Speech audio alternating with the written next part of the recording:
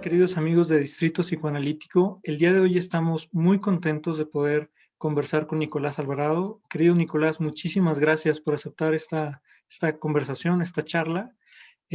Para quienes quizá no ubican todavía a Nicolás, Nicolás es escritor, dramaturgo, comunicador, analista cultural.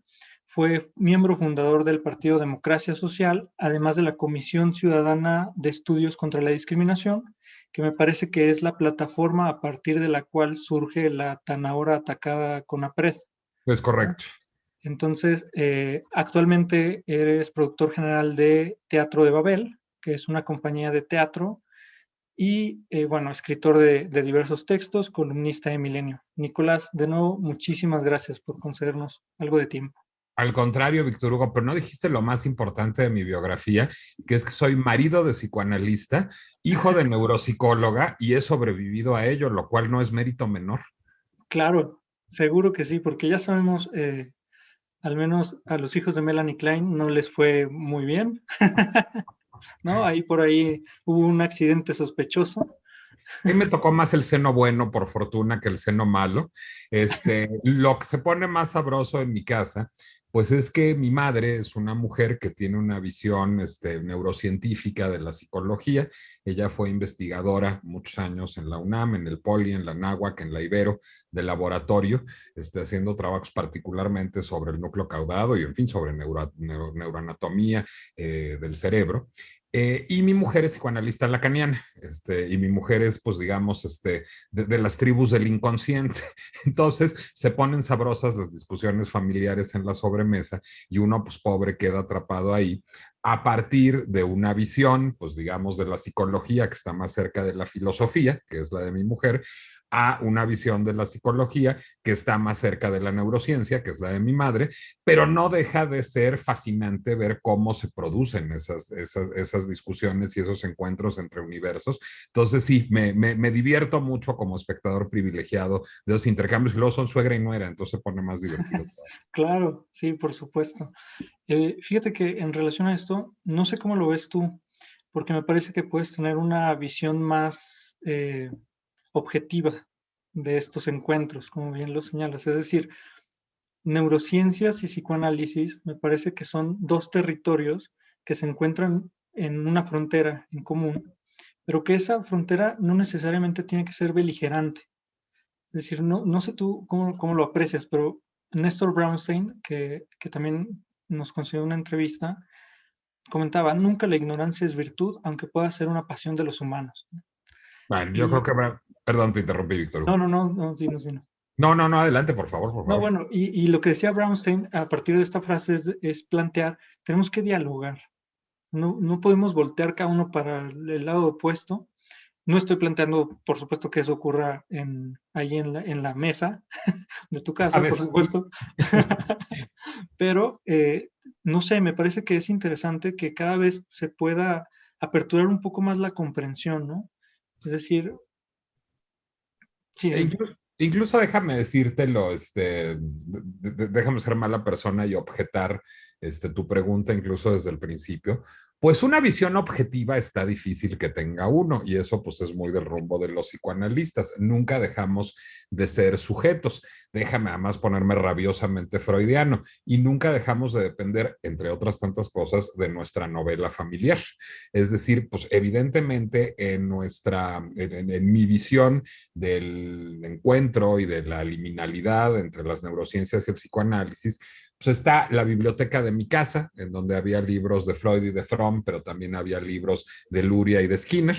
Está mi relación con mi esposa, que fue además quien me introdujo a la lectura de Lacan hace ya muchos años, llevamos 22 años juntos, pero yo había leído a Barthes, entonces se ponía sabrosa la discusión y yo decía barbaridades como que Barthes era un plagio, que Lacan era un plagiario de Barthes, cosa que es parcialmente cierta, entre paréntesis.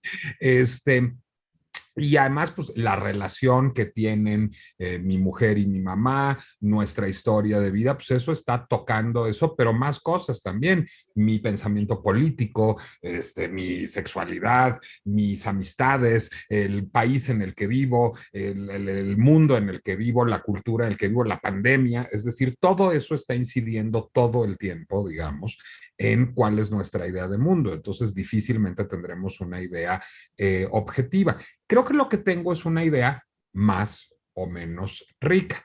Más o menos rica porque, pues, digamos, la vida me llevó por accidente a ser hijo de una neuropsicóloga y enamorarme de una psicoanalista. A lo mejor si yo hubiera sido hijo de una ingeniera industrial y me hubiera enamorado de una poeta, pues no tendría yo esos referentes y podría yo hablar con mayor solvencia de poesía o de ingeniería industrial.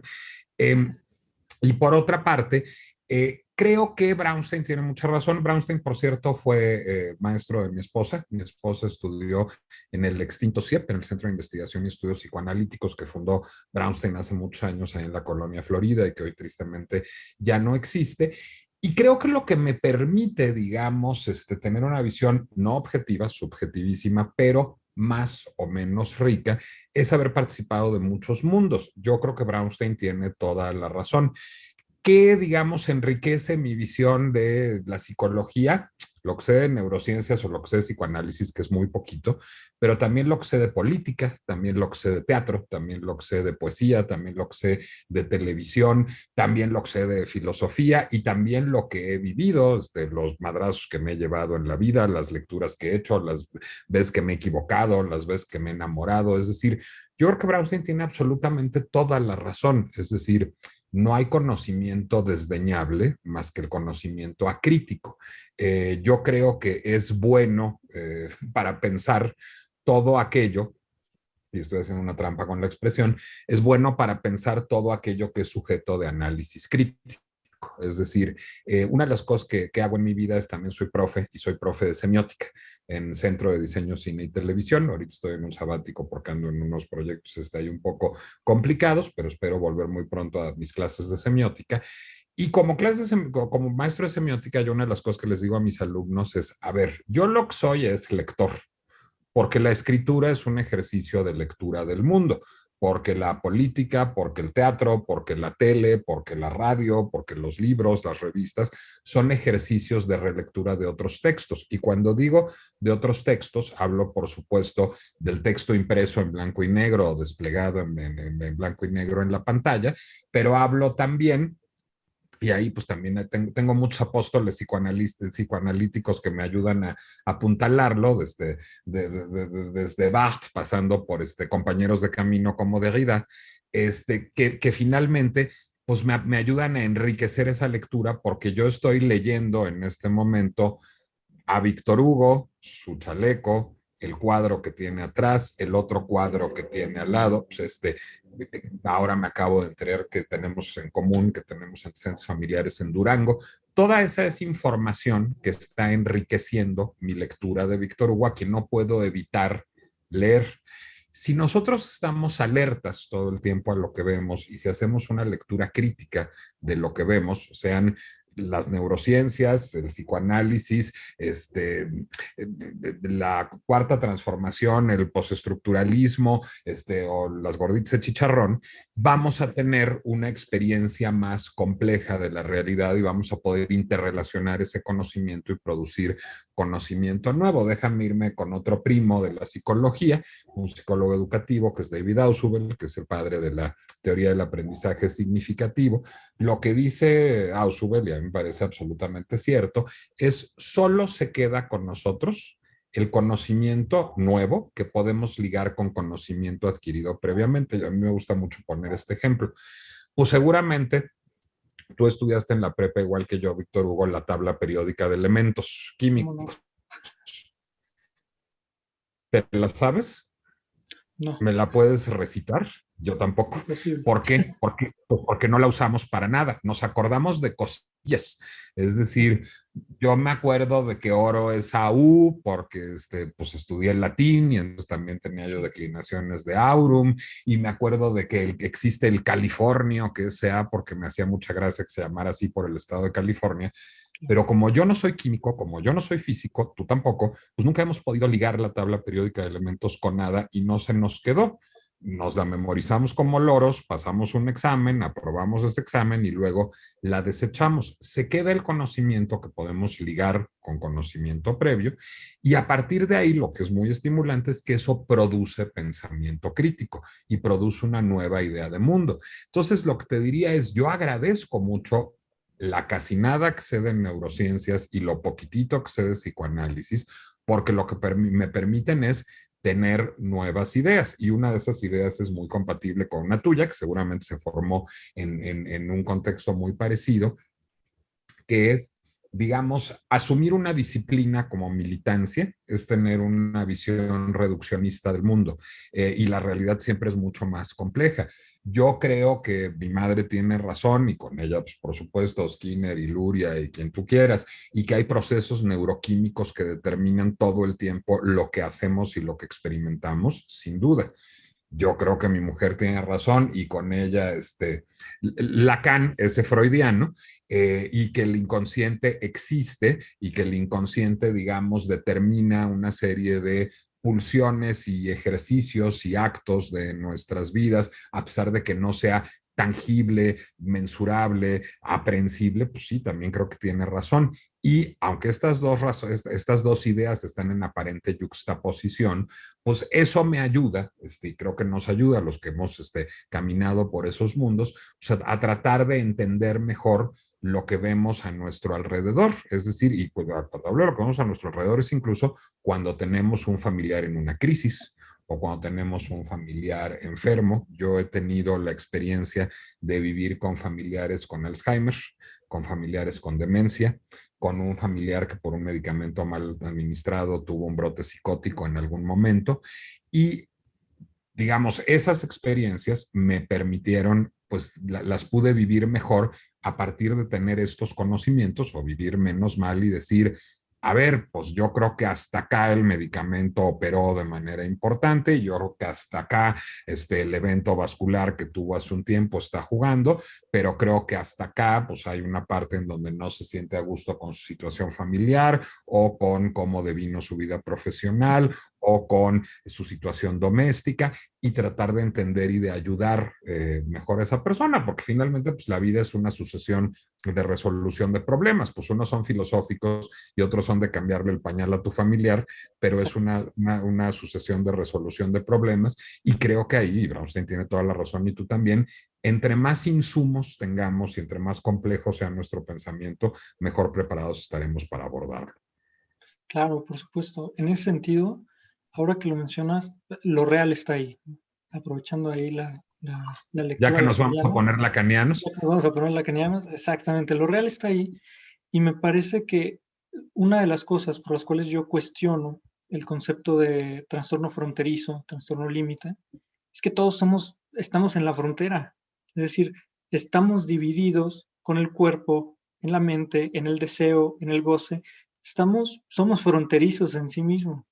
No dice nada a mi juicio. Es decir, Que me gusta mucho una frase de Scott Fitzgerald, a mí me gusta también mucho la literatura y escribo, y uno de los libros que seguramente has leído, y si es así, estará muy padre comentarlo, ¿has leído El Crack Up de Fitzgerald? no, Debes leerlo, te va a gustar ok, muchísimo. Fitzgerald tuvo una vida muy accidentada, pues era alcohólico, y su mujer era, yo sé que dicen que la nosología es una cosa muy agresiva y de muy mal gusto, pero como yo no soy psicoanalista, me puedo permitir esos excesos. Pues yo creo que era psicótica, Zelda Fitzgerald, y estuvo recurrentemente internada en pabellones psiquiátricos, Zelda Fitzgerald, la mujer de Fitzgerald. De hecho, hay una gran novela de Fitzgerald que es Suave es la noche, Tender is the night, que habla justamente de los problemas de ese amor entre un médico controlador y una paciente psicótica, digamos, él se identifica con este personaje que él crea de un psiquiatra. Bueno, pero después de eso todo empieza a ir muy mal, porque Fitzgerald es alcohólico, después del fracaso, el relativo éxito literario del Gran Gatsby, el fracaso de Suave es la noche, no tiene lana, deja de estar de moda, se va a Hollywood a hacer guiones de cine, no le gusta trabajar en Hollywood. De hecho, Barton Fink de los hermanos Coen es una muy bonita película en clave sobre esa época de Fitzgerald y de Faulkner, digamos como que mezcla a los dos personajes. Y pues Zelda se vuelve loca, porque además pues Zelda era una niña rica, ya no tenían para ese tren de vida, ya no tenían para rentar suites en el Plaza de Nueva York para beber martinis toda la tarde y echarse a nadar vestidos a la fuente que está enfrente del Plaza. Entonces, pues se le empieza a pasar muy mal, tiene otro internamiento, tiene una rivalidad además literaria. Zelda escribe una novela que parte de la misma premisa emocional y anecdótica que Suave es la noche, que es Save Me the Waltz. Fitzgerald se pone muy celoso, en fin, tienen una crisis muy grande y el que termina en un sanatorio psiquiátrico es Fitzgerald. Y Fitzgerald describe años después una memoria de ese episodio, de ese quiebre que tiene Fitzgerald, que se llama El Craco, que está traducida al español y publicada por Anagrama. Y ahí Fitzgerald dice una cosa que es una de las frases que más me ha marcado en mi existencia, que es: la verdadera prueba de una inteligencia superior es la capacidad de pensar dos ideas opuestas a la vez y aún así funcionar. Yo creo que tiene toda la razón y que eso pues, justamente habla de lo que tú dices, es decir, pues todos estamos, todos somos borderline, todos estamos en el límite, todos estamos escindidos, digamos, sí, si quieres, tú sabes mucho más de eso que yo, a partir de la decisión del sujeto, pero pues también escindidos en esos términos fitzgeraldianos de el que esté muy seguro de lo que piensa es que está en una suerte de rapto militante. Es decir, la realidad todo el tiempo es muy compleja y muy invasiva. O sea, eso de andar lidiando con lo real sin el abriguito de lo simbólico luego se vuelve pesadón. Y en efecto, pues estamos jalonados todo el tiempo en nuestro interior. Y en ese sentido, pues el psicoanálisis es una herramienta que resulta eminentemente útil, digamos, para pues, lidiar con lo que ya está, no para transformarlo, no para transformarnos, pero pues para lidiar con lo real. Sí, a Herr Doctor se le ocurrió una buena cosa con la cura hablada, digamos. Exacto. Sí, fíjate que, digo, no me quiero desviar mucho, pero ahora que lo planteas, yo siempre vi en Fitzgerald al típico caso de dos neuróticos que se encuentran en relación a su mujer. Pero me interesa muchísimo que la plantees como una psicosis a ella, ¿no? Porque pienso entonces, digo, yo lo había pensado así, es una histérica clásica haciendo una demanda que no va a ser satisfecha por ningún modo. O sea, Fitzgerald pudo haber alcanzado los millones y ella seguiría insistiendo en que faltaría más En más, que, en digamos, que quiere más. más ricura, ¿no? Y que lo plantees como, como una psicosis me hace pensar en ellos dos, que además es una cosa muy dramática esa relación, como que Fitzgerald estaba escuchando una demanda que no era para él, ¿no? Que es, digamos, el discurso prototípico de la psicosis, una demanda que no va dirigida a un otro con minúsculas, sino... Bueno, pero ves como todos son lecturas en esta vida. Tu lectura Exacto. me gusta y es muy buena. En tu lectura, déjame hacer un abuso de interpretación fuera de diván, pero pues se me hace que tú estás leyendo a Fitzgerald como obsesivo en este caso.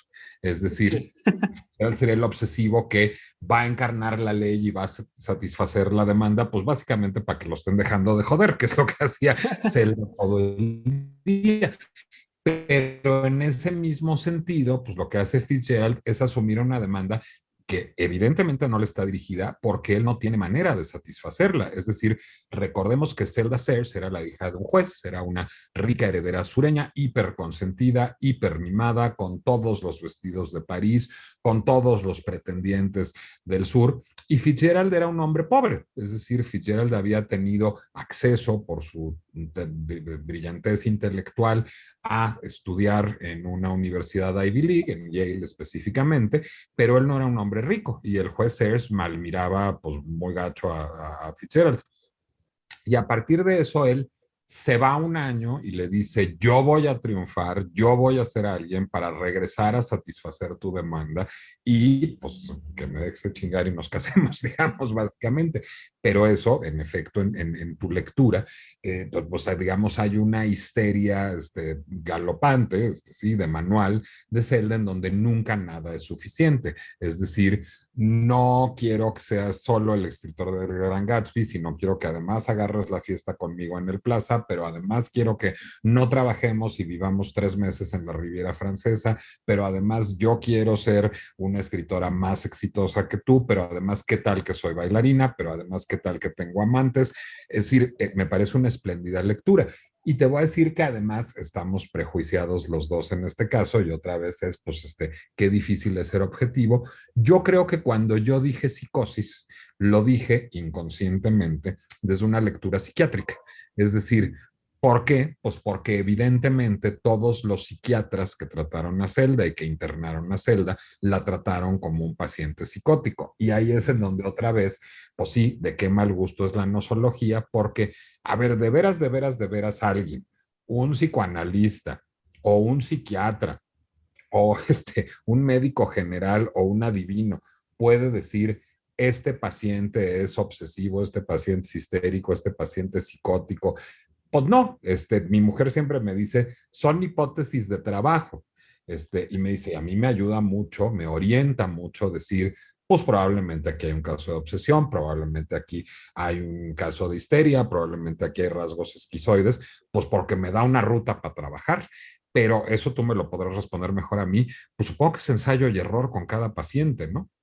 Y es, fíjate que ahora que lo comentas, yo retomo mucho una idea de Isidoro Beck, no sé si lo ubicas. No, cuéntame. Es un argentino discípulo de Lacan, directo, y tengo el gusto de trabajar con él y lo que dice es, en el análisis hay senderos. Incluso tiene un libro que se llama así, Los senderos del análisis, progresiones y regresiones.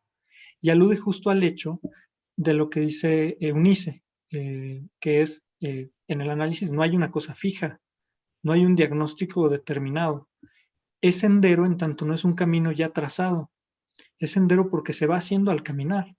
Y progresiones y regresiones porque incluso habiendo caminado en un sentido, luego hay que ir en el sentido contrario y hacer otro sendero por otro lado. Entonces, sí, por supuesto, por supuesto.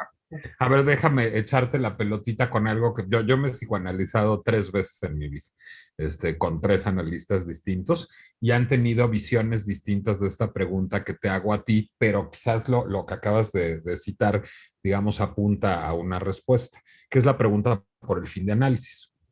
Eh, Uno de mis psicoanalistas, un psicoanalista lacaniano, lo que me decía es, el análisis tiene un fin y va a llegar a su fin de análisis. Yo le decía, pues yo creo que el análisis es infinito, pero pues a ver si es chicle y peje. Y otro de mis psicoanalistas, un psicoanalista freudiano, me decía que el análisis no tiene fin y tan es así que recientemente regresé con él. Entonces, a partir de esta idea de senderos y de no caminos y de ir y volver, tú estarías, digamos, por postular que no existe tal cosa como el fin de análisis. Es una pregunta que no me esperaba, pero No, muchas pues gracias por yo me hacerla, la he ¿eh? hecho toda la Muy vida, buena. pero nunca me la he podido contestar. Yo pienso que al otro se le habla de diferentes maneras. Y a veces es en el análisis y a veces es afuera. Pero hay veces que sí o sí tiene que ser en el análisis. ¿Y crees que llega un momento en que, digamos, ese espacio, ese sujeto supuesto saber, ya cumplió su función, se volvió objeto de desecho y hay que explorar, digamos, otro sendero? Es decir, digamos, como que no se acabó el análisis, pero sí el analista. Pienso eso. Yo estaría pegado a eso. Yo estaría pegado a eso porque me niego a pensar que solo el análisis transcurre o los efectos del análisis transcurran en el diván. Es Pues, decir, sería un tanto absurdo y por lo tanto lo supongo, ¿eh? Lo supongo a raíz de la pregunta, que el sujeto supuesto saber se tiene que desmontar sí o sí y que una vez desmontado, el sujeto se coloca por fuera del consultorio en un diálogo con el otro de una manera distinta. Pero yo sostengo que el otro no está muerto, que es quizá una tesis milleriana muy difundida, ¿no? El fin del análisis es dar cuenta de que el otro con mayúscula no está. Pues no, es que el otro con mayúscula no te lo quitas, ¿no? Quizá la cosa es cómo te organizas con el otro.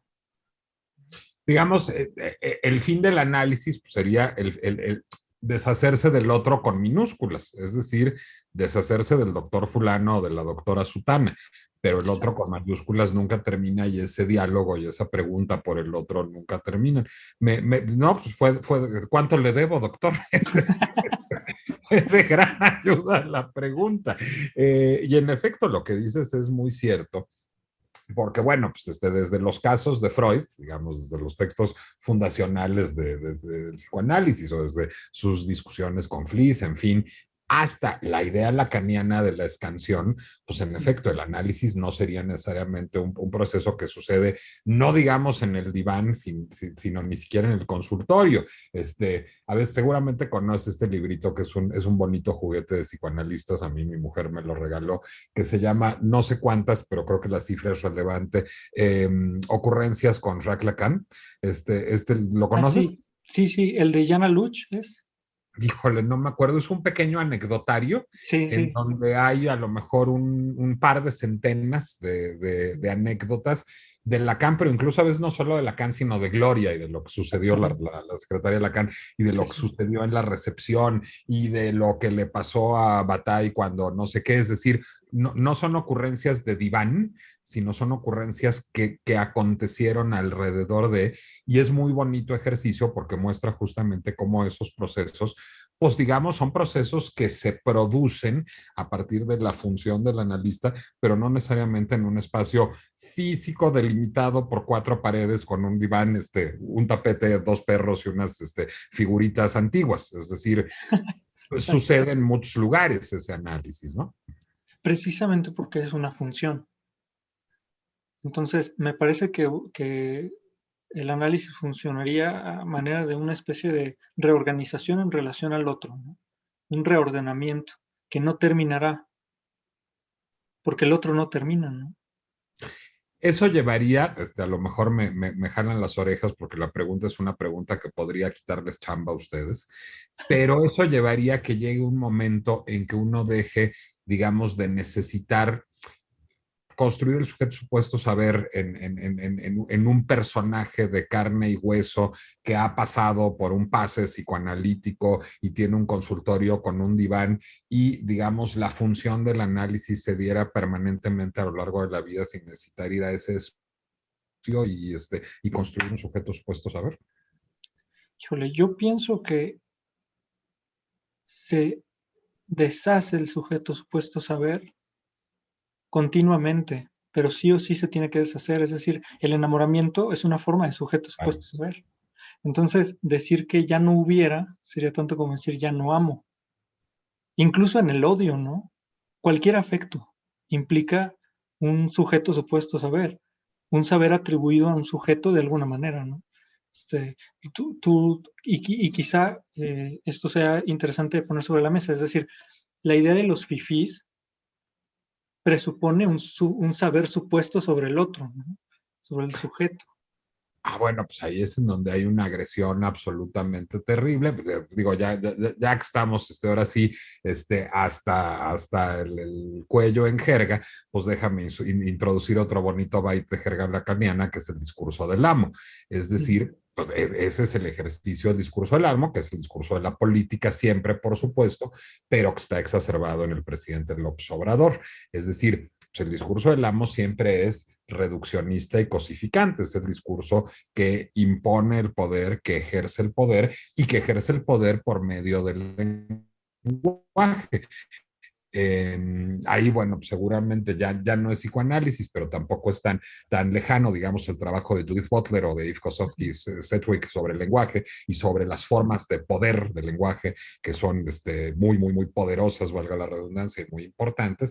Y eso es justamente lo que ha generado el presidente López Obrador. Es decir, por supuesto, no solo el presidente López Obrador, sino eso tiene una raigambre pues, larga y es una raigambre que tiene mucho que ver con los discursos populistas. Hay un librito nuevo muy bueno de Pierro Zambalón que se llama El siglo del populismo, que si no les echa un ojo te lo recomiendo mucho, que aborda esto justamente como construcción de una narrativa en donde el otro es construido de manera inobjetable a partir del lenguaje. Es decir, ustedes, la primera es, ustedes todos son iguales. Digamos, la narrativa es binaria, somos nosotros y ellos.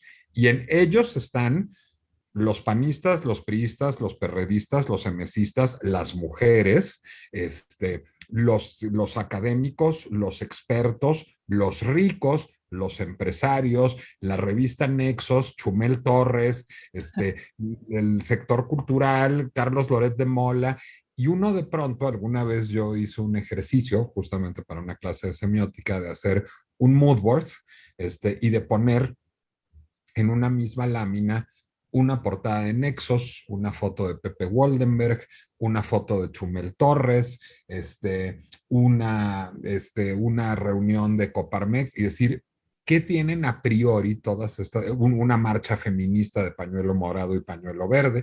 Decir, ¿qué tienen a priori en común todas estas cosas? Nada. Es decir, son cosas que si hace 3 años yo hubiera visto esa foto, hubiera dicho, pues esto es un champurrado, o sea, no tiene nada que ver con nada.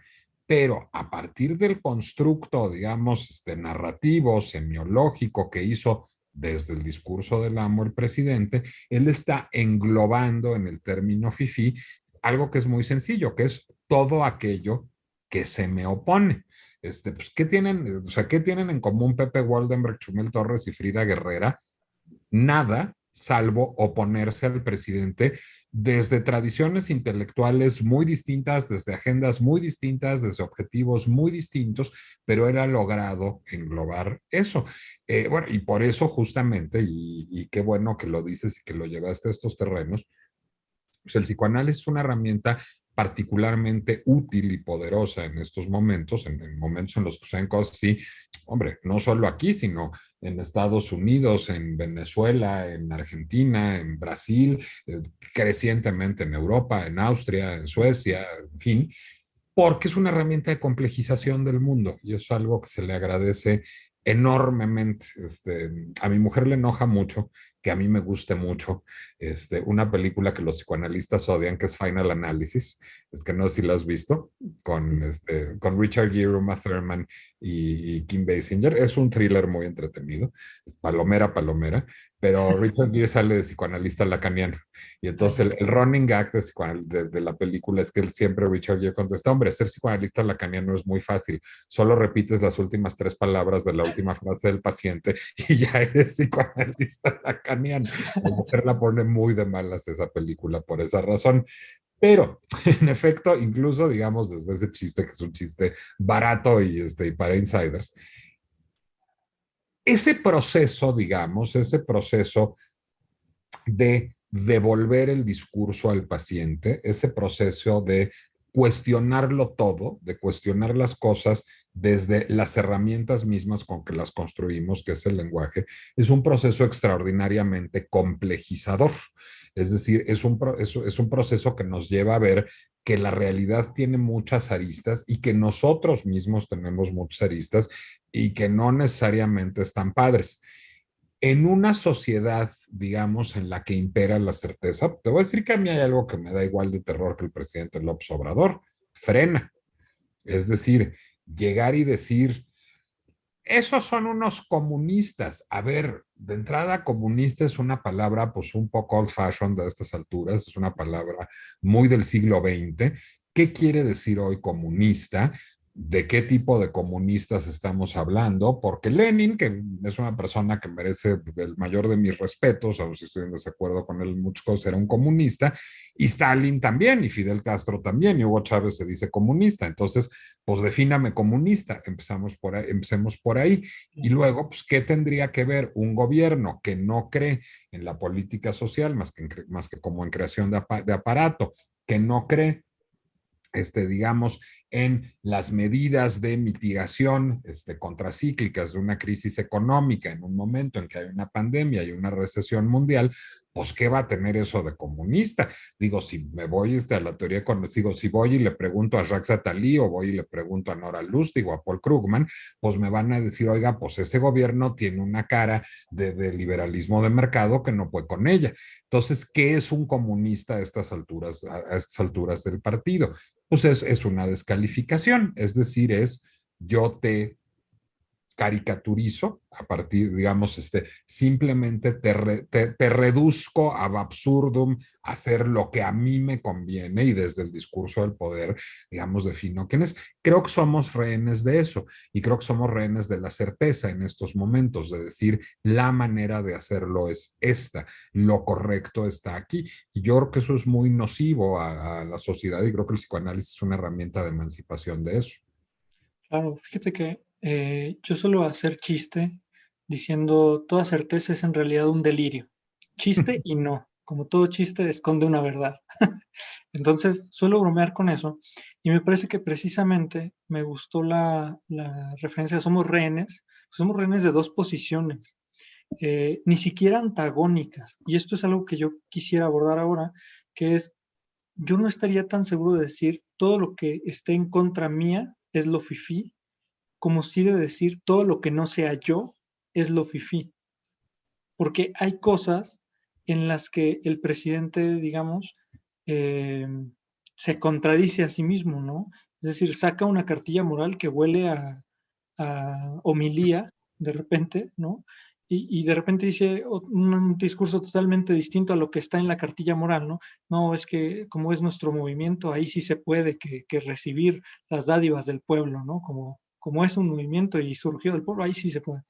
Y no sé, no estoy tan seguro de que el tema sea lo que está contrario como sí lo que no sea yo, porque No, sí, no, no, no, no no, digo porque estos momentos hacen patente que en realidad no es lo que esté en contra de mí, en tanto mi posición es, digamos, líquida, tiene esta consistencia medio gelatinosa.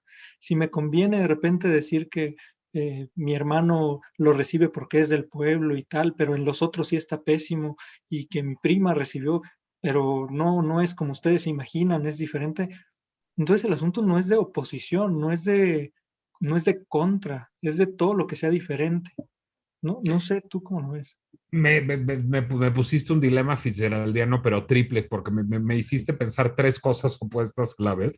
Déjame echarlas las tres a ver si las organizamos. Primera en la que me hiciste pensar fue en que el presidente es por definición un hombre de certezas porque es cristiano, tiene una formación cristiana y tiene una formación, digamos, de un cristianismo militante y es un presidente que ha, digamos, traído los aparejos ya no del catolicismo, sino de otras vertientes del cristianismo al discurso presidencial, cosa que era anatema para el nacionalismo revolucionario. Es decir, de hecho eso estaba, pues digamos, identificado con el PAN y había una tradición de políticos mexicanos que eran, si no ateos, cuando menos se guardaban bien de fingirlo y de parecer laicos. El nacionalismo revolucionario era una doctrina, digamos, pues muy juarista, esas ideas de veras, y muy cercana al ateísmo y sin duda, digamos, entre sus pocas bondades era defensora del Estado laico. Entonces, lo primero que me hacía digamos, pensar tu argumentación era, pues ahí hay una idea de digamos, de una fe, de un camino, no un sendero, de un camino recto y claro, que conduce pues al altísimo, pues para acabar pronto, es decir, en donde pues no cabe ser falible. Esa fue una primera idea que se me impuso. La otra fue, pues digamos, me recordaste mis lecturas preparatorianas de Maquiavelo y me hiciste decir, pues eso es un político, es decir, es un político no necesariamente Andrés Manuel López Obrador, pues es un político, llámale Vicente Fox, Carlos Salinas, Emmanuel Macron, Justin Trudeau, Adolfo Hitler, o Indira Gandhi. Es decir, pues un político lo que tiene que hacer es construir un discurso para conservar el poder y frecuentemente incurrirá en contradicciones ese político. Hay unos que nos caen mejor, hay unos que nos caen peor, pero viene un poco con la chamba. Esa era, digamos, la segunda que decía yo. Y la tercera, pues digamos, ya otra vez abusando de la nosología, pues lo que me preguntaba era si no hay unos ciertos, porque lo que dijiste es muy bonito. Fifi es bueno, muy terrible, es lo mismo.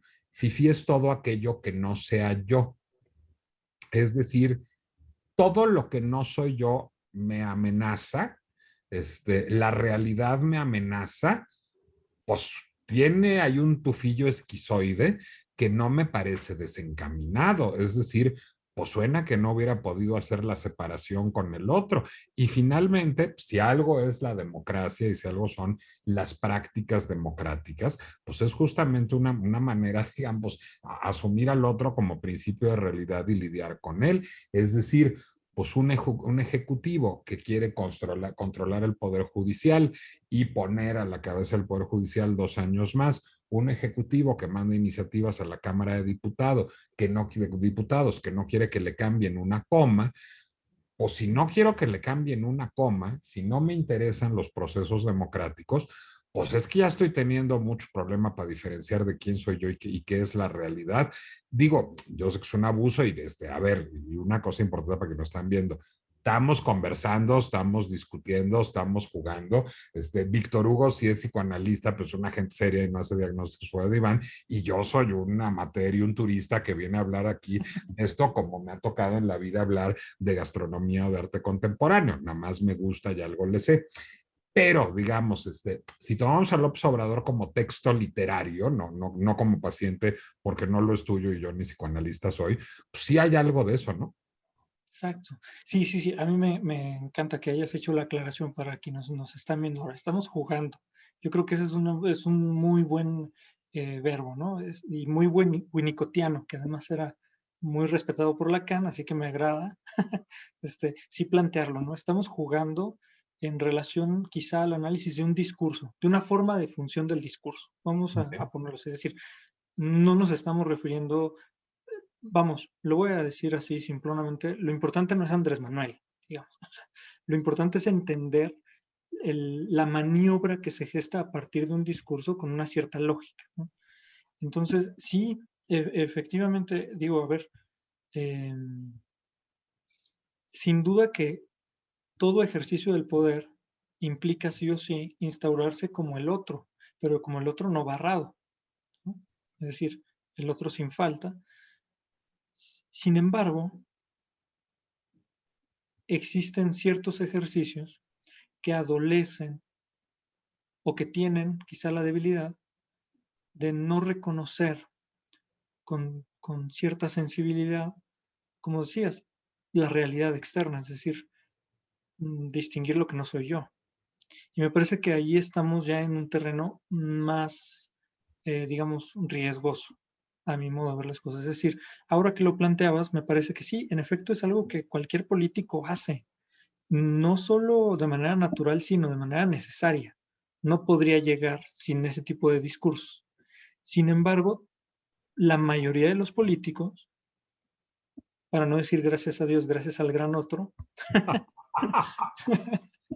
eh, la mayoría de los políticos tienen una mayor sensibilidad al principio de realidad, es decir, sienten el topazo. Van caminando, sienten el golpe en la pared y dicen, ah, sí, ok, era por acá. Y acá me parece que, digamos, acá y en otras tantas expresiones que existen en el mundo, que es más, siento la pared y me la tiras. Es decir, no rectifico el camino, tírame el muro.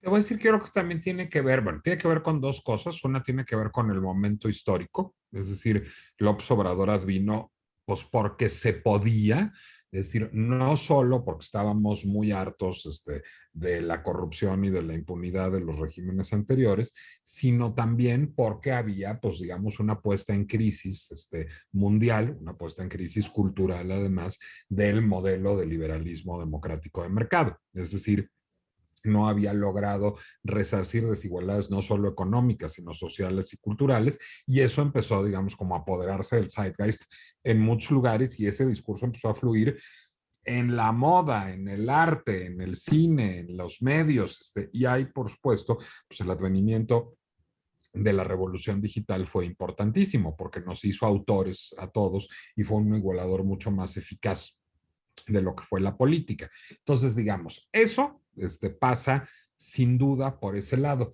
Pero yo creo que en México hay un ingrediente adicional y es un ingrediente que abona mucho a lo que dices, Víctor, que es una cultura caudillista. Es decir, en México no, bueno, de entrada vivimos en un régimen presidencial, no en un régimen parlamentario. En segundo lugar, ese régimen ha sido un régimen de partido único, fue un régimen de partido único a todo lo largo del siglo XX. Pero además, el PRI es un fenómeno muy interesante. Mi padre decía, mi padre que era priista, por cierto, pero decía que el prismo era un peronismo sin caudillo y no me parecía una mala lectura. Eh, lo que hizo el PRI finalmente fue sobrevivir a través de muchos avatares, es decir, cuando se dio cuenta de que el mundo iba hacia el liberalismo de mercado, entonces se encontró a medio camino con el PAN, pactó con el PAN y sobrevivió a través del PAN.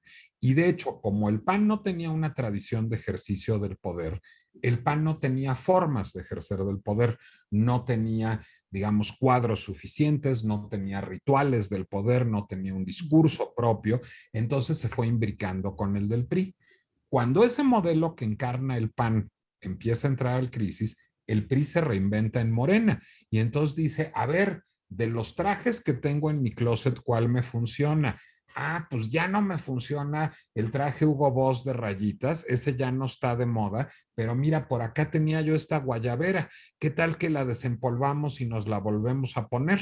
Y eso es finalmente lo que sucedió, es decir, otro de los avatares del PRI, porque el PRI, digamos, más que una idea de mundo, una corriente de pensamiento, fue concebido como un mecanismo de acceso al poder. Bueno, pues ese mecanismo de acceso al poder se reinventó nuevamente, se quitó el Hugo Boss, dijo esto ya no me sirve, se ve muy mal, aviéntenlo a la ropa sucia, viene la guayabera y aquí estamos otra vez parados muy contentos. Entonces, finalmente, tiene que ver con que no tenemos una cultura democrática. Es decir, la transición hizo que advinieran mecanismos democráticos. Diré que son mecanismos democráticos, además, muy europeizantes, porque la clase política que tiene la mayor de mis admiraciones y respetos, yo tengo muchos amigos, digamos, entre esa generación de la transición, pero si pensamos en figuras como José Waldenberg, Luis Carlos Ugalde, Lorenzo Córdoba, Ciro Murayama, Jacqueline Pechard, María Amparo Casar. Esa es una generación de gente que, digamos, saco a Pepe, que viene de la vieja izquierda, pero de gente que leyó mucha ciencia política europea, estudió frecuentemente en el extranjero y pretendía emular los mejores modelos democráticos, que son los modelos europeos. Digamos, hicieron bien, o sea, el INE es una institución muy bien construida, el INAI es una institución muy bien construida, pero digamos, a partir de eso, pues no había con qué, o sea, ¿cómo pega si no hay abono? Y no había abono, y quizás eso fue lo que se nos olvidó. Entonces, digamos, el discurso de López Obrador pega también porque, pues, digamos, estamos muy hechos a la idea de que necesitamos una figura providencial, necesitamos digamos, el nombre del Padre, que nos venga a rescatar de nosotros mismos. Entonces, en ese sentido, creo que también parte de lo que necesitamos es una sociedad que genere debate, que complejice y que a partir de ahí pues esté mejor entrenada para la democracia. No hemos sido suficientemente entrenados para el disenso ni propio ni ajeno. Es decir, pues y eso ustedes lo deben de ver todo el tiempo, es no, yo no voy a ir al psicoanalista, yo no voy al psicoanalista porque yo no estoy loco, porque finalmente el primero que no tiene falla, el primero que no está barrado, soy yo, porque yo estoy a toda madre, yo soy muy feliz, yo me llevo muy bien con mi mujer, con mi mamá, estoy contento de mí mismo, no tengo problemas con mi padre, mi sexualidad es plena. Pues de eso lo sacaron de una película de Tom Hanks y Meg Ryan, ¿eh? Yo creo que esos sujetos no existen, pero le tenemos tanto miedo, digamos, a la falla propia y en el otro, que entonces nos contamos estas ficciones que son marcadamente antidemocráticas.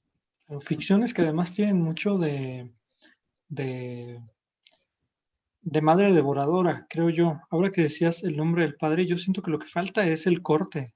Es decir, falta que se instaure el nombre del Padre. Tenemos a la Virgen de Guadalupe, que es un fenómeno cultural y religioso bastante interesante que merece tomos de reflexión a caudales, ¿no?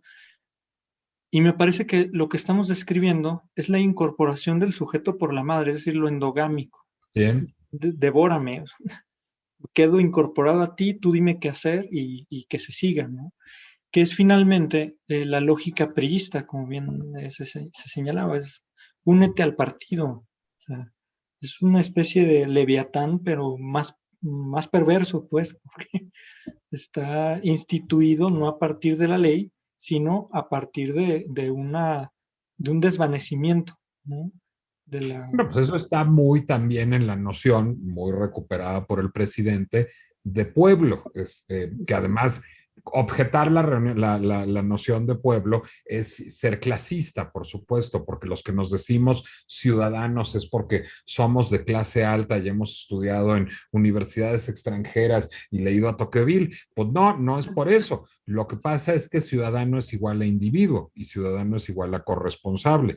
Pueblo es igual a masa, pueblo es igual a clientela, pueblo es igual a disolución de la identidad y tienes toda la razón, hay una función ahí, pues justo como de madre devoradora, como de Leviatán, tienes todísima la razón, en donde es disuélvete en mí, abjura de tus responsabilidades, yo te voy a proteger, yo te voy a alimentar, a cambio de tu identidad y de tu individualidad. No existas más que a través de mí.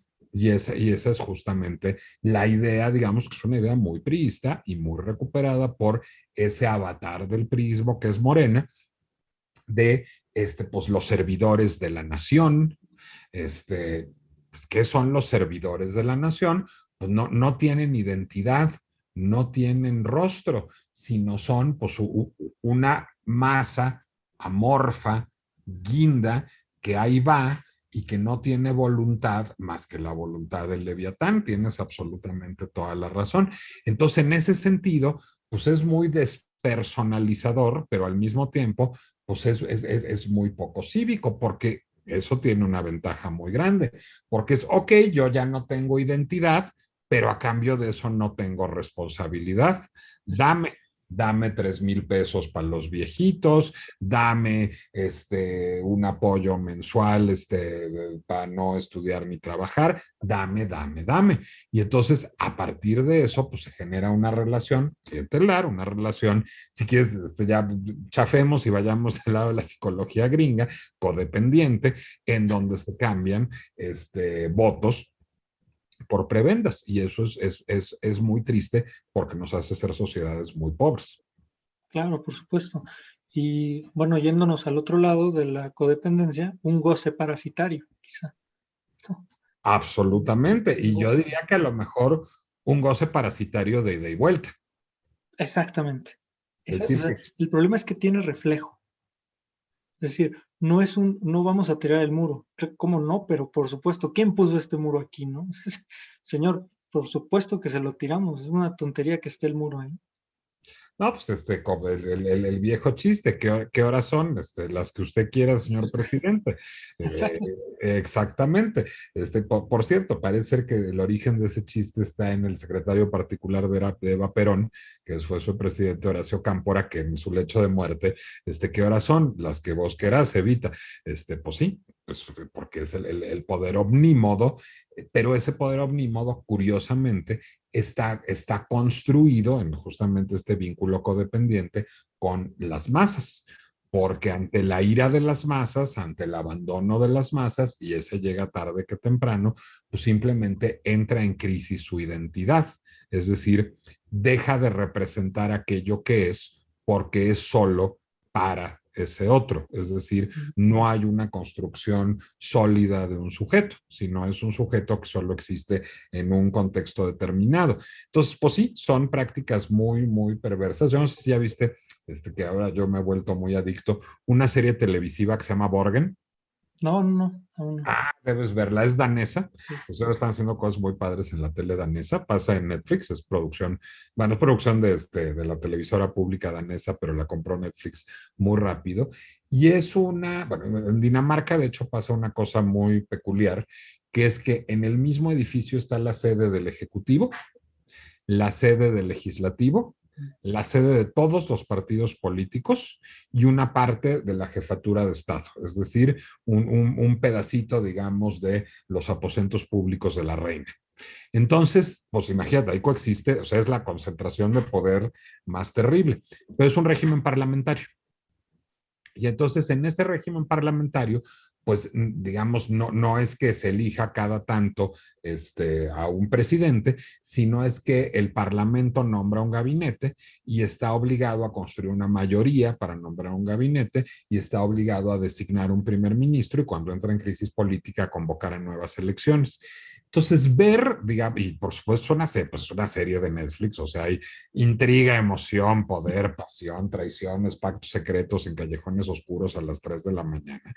Pero los ves y dices, puta, sus pactos secretos en callejones oscuros a las 3 de la mañana es como la negociación de más alto nivel a la que podemos llegar en México. Es decir, ves las bondades de regímenes parlamentarios en donde hay un ejercicio crítico y consciente de la ciudadanía, en donde no hay un sistema clientelar basado en prebendas, sino en donde hay, digamos, una formación heredera de un sistema educativo solvente que lleva a los seres humanos a tener una lectura crítica de la realidad, una lectura crítica de la política y a partir de eso tener una relación cívica con sus gobernantes. Es profundamente conmovedora. De hecho, alguna vez yo escribí un texto que era Papá, cómprame un sistema parlamentario, porque sí, digamos, nos muestra cómo esa asunción de responsabilidad del sujeto pues transforma pues, plenamente la sociedad. Y en ese sentido es que yo admiro tanto el trabajo de los psicoanalistas, porque digamos, ustedes son pues, herramientas de construcción de sujetos. Y eso es muy padre, eso es digamos, pues un beneficio grande en términos sociales, no solo en términos individuales, aunque no sea la misión principal del psicoanálisis. Claro, por supuesto. Blas, un poco para ir dándole un cierre a nuestra charla, quisiera preguntarte una cosa. ¿Cómo ves la supervivencia de la clase intelectual a partir de la lógica discursiva que estamos describiendo ahora? Porque me parece que han sido los más golpeados. Es decir, Elena Poniatowska, por ejemplo, de repente tomó una cierta distancia del presidente y bueno, ya está cooptada por las cúpulas del poder y tal y tal. ¿Cuál es tu opinión de? Déjame hacerte primero una pregunta personal. ¿Por qué te llamas Víctor Hugo? Yo por el escritor. Sé que suena cliché, pero es real. No, sabía que esa era la respuesta. Es decir, y si no, y si te llamabas Víctor Hugo por tu tío Víctor Hugo, seguro tu tío Víctor Hugo se llamaba Víctor Hugo por el escritor. Es decir, pues recordemos que Víctor Hugo no se llamaba Víctor Hugo, se llamaba Víctor y se apellidaba Hugo. Y es a partir de la fama de Víctor Hugo que se creó el nombre Víctor Hugo, que ahora existe en muchos países, y todos los Víctor Hugos tienen en su origen a un admirador del escritor. ¿Por qué a la gente admiraba a Víctor Hugo? Porque escribía bien, sí, hombre, porque escribía bien, pero porque tuvo una postura intelectual y política dada que pervivió y que se volvió admirable. Pues lo mismo Zola con el J'accuse, es decir, esas ideas, y lo mismo cuando pensamos en Thomas Mann o en Heinrich Mann o en Fritz Lang o en Arnold Schoenberg o en Marlene Dietrich emigrando de la Alemania nazi a Los Ángeles o a Nueva York para defender la libertad y la democracia, pues o en Sigmund Freud yéndose a Londres, por cierto. Estamos viendo, digamos, cómo el pensamiento pervive siempre, cómo la clase intelectual pervive siempre. Es decir, creo yo que la andanada de la 4T va a acabar con la clase intelectual mexicana. No, no lo creo. Creo que está muy hostigada. Creo que está muy replegada y creo que además está en un momento muy crítico, porque cada vez que sale el presidente a atacar a Letras Libres o anexos por haber recibido contratos del gobierno federal, a ver, déjame te cuento una historia. Yo muchos años fui editor de una revista cultural independiente, hombre, no Letras Libres ni Nexos, se llamaba El Huevo, y era una revista, digamos, de tendencias y de pensamiento más o menos joven y transgresor, pero pues era muy difícil que sobreviviera, porque si yo pretendía que sobreviviera, a ver, en México de entrada las revistas en aquella época, cuanti menos ahora, nunca han vivido de la circulación de ejemplares. No tenemos una sociedad con suficientes lectores pero no estoy hablando de Letras Libres o de Nexos, o sea, ni siquiera Vogue o Vanidades vivían de la circulación de ejemplares en aquella época. TV Notas y TV y Novelas sí, pero solo esas. Vivían de la publicidad.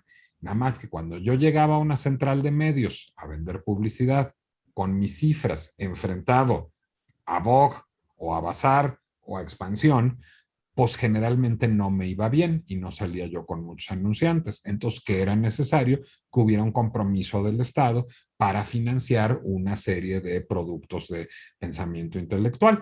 Y entonces, a partir de eso, se generó una cosa que funcionaba bien, además que era una subsecretaría de normatividad de medios de comunicación de la Secretaría de Gobernación, que era como la central de medios del gobierno federal y que pues, lo que verificaba era no que tuvieras un gran tiraje, sino que no fueras un pícaro, es decir, que tu tiraje estuviera verificado, que tu plantilla de colaboradores fuera respetable, que tu periodicidad fuera regular, etcétera. Y a partir de eso, pues, sí, había un subsidio a partir de la pauta publicitaria del gobierno federal a las publicaciones culturales e intelectuales, y qué bien que fuera así.